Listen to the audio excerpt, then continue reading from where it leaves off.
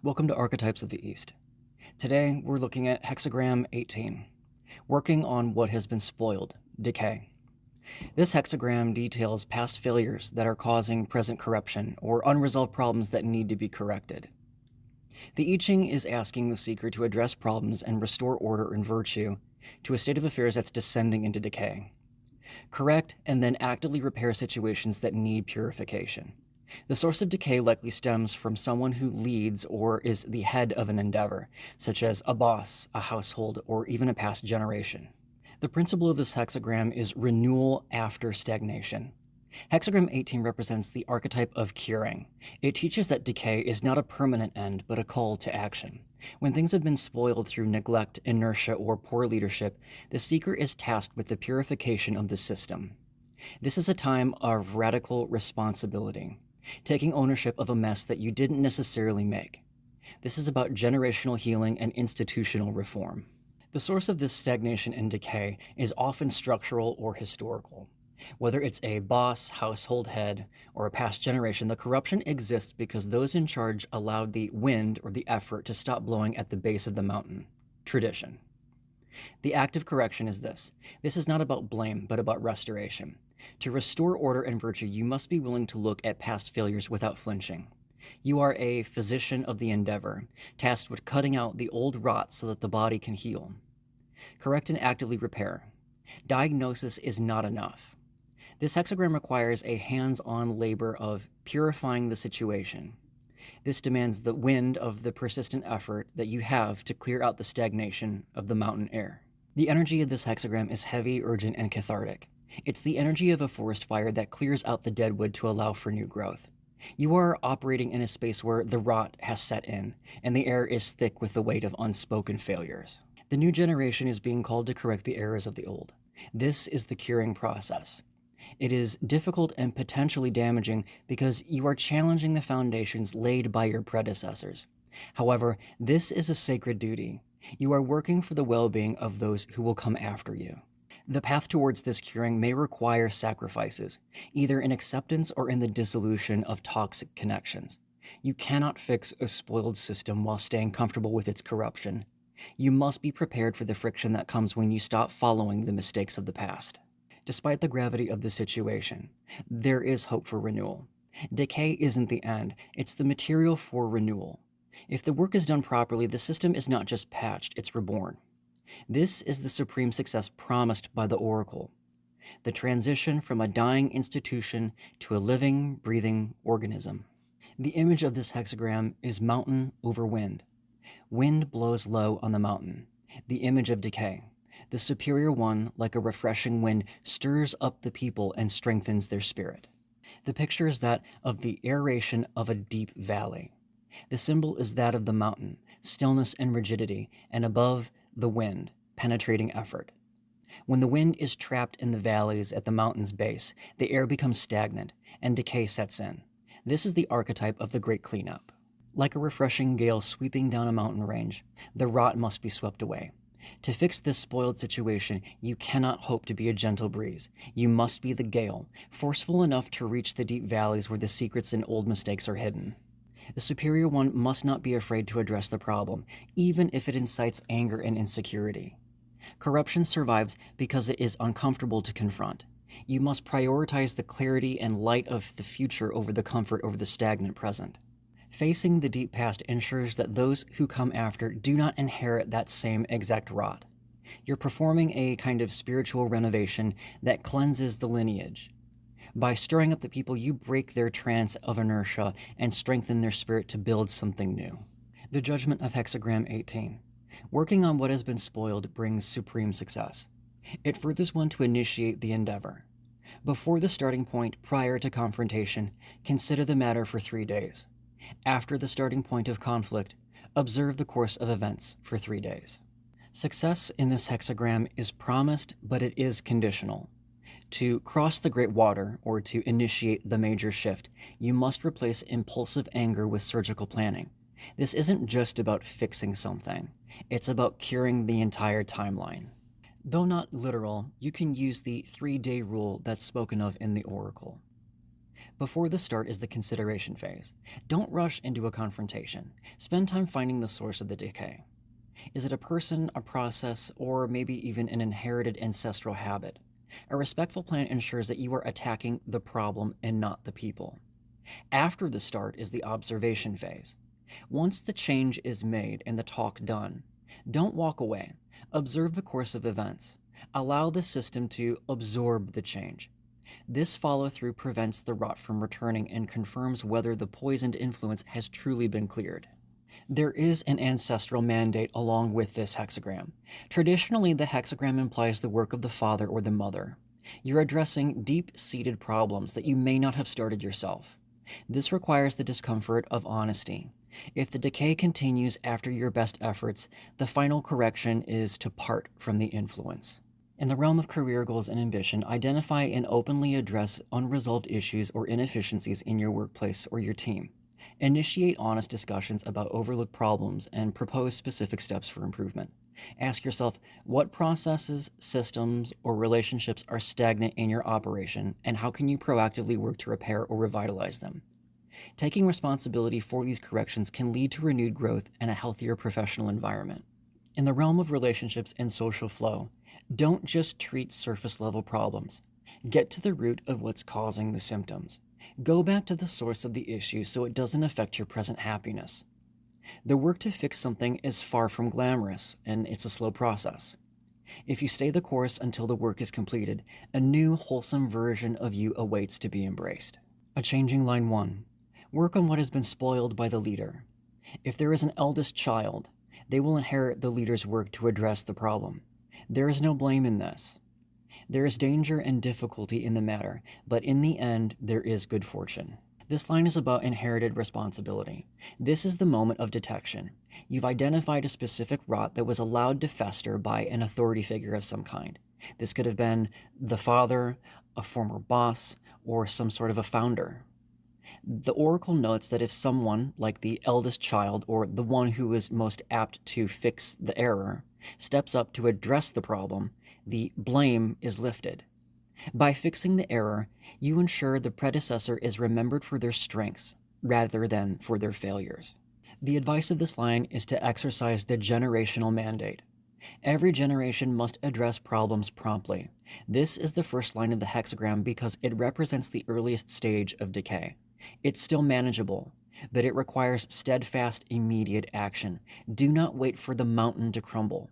Fix the crack now while it's still small. The line mentions danger and difficulty because the rot is still connected to a person that you may respect or rely on. To correct errors inherited requires a surgical detachment, loving the person but hating the spoiled habit. The action here is to identify one systemic inefficiency or old way of doing things that you've inherited. Address it with the intent to renew rather than to destroy. In the end, the good fortune comes from a system that is now healthy enough to support your own growth. This is the line of a succession phase. It's kind of like the manager who takes over a department and realizes that the previous manager was cooking the books or ignoring HR issues. By facing the danger of the audit and fixing all these problems immediately, they save themselves and their department and their predecessor's reputation. A changing line 2. Work on what has been spoiled by the supporter or enabler. Do not be too harsh in the perseverant effort to redress past errors. The strategy here is to use a soft touch.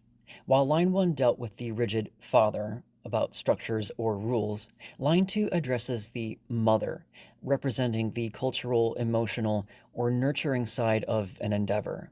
The decay here stems from weak will, leniency, or excessive self-indulgence. However, because the source is rooted in nurturing, a harsh surgical strike like line 1 would be too destructive in this case. You must redress past errors with the focus on restoring balance rather than imposing a punishment. The advice here is to avoid overcorrection. Don't be too rigid. If someone has been too lenient, your instinct might be to become a tyrant in order to fix the error. The oracle warns against this. If you're too persevering in your harshness, you'll create a resentment and kill the morale, or the wind that you're attempting to stir within the people that you love. This is an authorization to use private instruction. Instead of doing a public audit, use subtle or private confrontation. This is the art of firm kindness. You're reestablishing boundaries, but you're doing so with a nurturing attitude. You're teaching the enabler how to be strong and not shaming them for being weak. The action here to take is gentle adjustment. Look for areas where kindness has turned into inefficiency. Address these with patience. Your goal is to tranquilize the situation while keeping the energy moving. This line kind of details what it's like to have a new cultural reset at work. It's the manager who takes over a team that has become lazy because the previous boss was everyone's best friend. If the new manager comes in with hellfire and brimstone, screaming and firing, the team will shut down. Instead, they have a one-on-one meeting, set clear expectations with everyone, and slowly raise the bar. They use grace in order to implement discipline. A changing line 3. Work on what has been spoiled by the leader. There will be a little regret at the time of confrontation, however, there is no great blame. This line is recommending bold intervention. In line 3, the seeker is moving with the full force of the internal trigram of wind-wood. Unlike the gentle diplomacy of line 2, this is a return to the structural father issues, and you are acting with high intensity. Because you're being direct, you may be a bit too forceful or rough, leading to minor regrets or hurt feelings. However, the Oracle excuses this because the alternative, letting the rot remain, is far worse in this situation. This is the cost of courage. Expect obstacles or resistance. When you confront a systemic issue, you're essentially performing surgery without enough anesthesia. It's messy, and you might feel a little regret at the social awkwardness of the sting of the truth. But don't let this guilt stop you. Focus on intent over image. There is no great blame here because your motive is virtuous. In the evolution of curing, line 3 represents the moment where action takes precedence over politeness. It's better to have a slightly bruised relationship than a completely decayed organization or endeavor. The action here is to make a decisive cut. If you know something is broken, fix it now. Don't worry about being perfectly graceful. Stay the course through the initial discomfort of the confrontation. The wholesome version of the situation requires this temporary friction in order to clear the air. A changing line 4. There is a toleration of what has been spoiled by the leader, and to continue in this submissive ignorance brings humiliation. This is the price of passivity. Line 4 is the warning of creeping complicity. Unlike line 3, which was perhaps a little too forceful, line 4 is completely paralyzed by the decay. You tolerate the rot, perhaps out of a misplaced sense of loyalty to the predecessor, a fear of conflict, or a simple procrastination. The Oracle is blunt. This is not kindness. It is submissive ignorance, and it ends in humiliation. This is the slow poison of what is left unchecked. Allowing the error unchecked means permitting it. If you see the systemic flaw and do nothing, you become a co-author of the eventual disaster that follows. The humiliation occurs because when the collapse finally does happen, you will have no excuse. You saw the cracks and you chose to look away. This is the false safety of silence. Do not mistake avoiding confrontation for keeping the peace. You're merely preserving a poor standard that is destined to fail. The devastation and shame that follows will be directly proportional to how long you allowed the decay to be prolonged. This is about breaking free from the trance and the comfort zone. Identify where you've been submissive to a tradition or to a potential leader that you know is wrong. Passive acceptance is a slow-acting poison for your career, your relationships, and your spirit. You must move back towards the energy of line 3. Take the risk of remorse to avoid the certainty of absolute and total humiliation. A changing line 5. Actively working on what has been spoiled by the leader. One is honored with praise for their efforts. This is the line of elegant restoration. Line 5 represents the ideal execution of the curing power. You have the authority, you have able helpers, and the surgical precision to fix the inherited problems without the clumsiness of line 3 or the cowardice of line 4. This is the stage where the wind, the effort, and the mountain, your structure, finally harmonize together. You aren't just patching a hole, you're bringing honor to your generation by upgrading the entire system. This is the legacy of generational healing. One is succeeding in correcting errors. Because you're acting with a clear conscience and skill, the resistance to the old guard fades away, replaced by praise. Your work acts as a generational filter, catching the toxins of the past so that the next generation can thrive in a clean environment. In this position, success comes because you aren't acting alone. You have the support of those who also see the decay. Use this praise not for your ego, but as a social capital to further purify the endeavor. The action here is to discard the old and upgrade for the new. This is the time to finalize the reforms. Because you have the momentum of good fortune, you can implement the deep changes that were too dangerous in line 1. You're transforming a legacy of decay into a legacy of virtue. This is the line of total turnaround success. It's like the CEO who successfully pivots a legacy company into a modern era, or a family member who finally breaks a cycle of addiction or silence. They don't just fix the problem, they create a new honorable standard that makes everyone proud to be associated with the name again. They have achieved institutional health and reform. A changing line 6. The superior one does not serve earthly leaders or the prominently esteemed. They've set themselves apart toward higher goals and powers. This line is talking about the sovereignty of the healed soul. The work of curing is complete. At the top of the hexagram, the seeker has moved beyond the valleys of ancestral rot and reached the peak of the mountain. In this position, you're no longer defined by your relationships to the father or mother aspect of the past. You have gained a broader perspective that makes earthly leaders and petty distinctions irrelevant. You are bound, as seen in hexagram 17, line 6, only to the divine or your own higher goals. The advice of this line is the blessing of being detached. Blessed by the oracle to pursue higher goals. You have done the heavy lifting of lines 1 through 5. You have earned the right to be detached from the weight of the past. This is the ultimate good fortune, the ability to walk away from a healed situation without needing closure because you have found it within yourself. This is the solo path of the one who is healed. In group dynamics, one must solely focus on their own improvement. If the family or group refuses to heal despite your efforts, line 6 is your permission to finally get up and leave. You set yourself apart not out of ignorance, but out of necessity for spiritual attunement. You cannot reach the summit while carrying a mountain of other people's unaddressed rot on your shoulders. The action here is to rise above. Stop seeking validation from your immediate circle, no matter what it may be. Whether you have fixed the systemic problem or simply fixed yourself within it, your focus now belongs to a greater sense of wholeness. Follow your divine path willingly. The kings and princes, the ego, the status, the drama, no longer have a claim on your spirit. This is the line of the retired reformer, the psycho breaker, or the generational curse breaker. It's the person who spent years fixing a toxic family dynamic or a broken industry and then walks away to become a monk, a solo artist, or a mentor of some kind.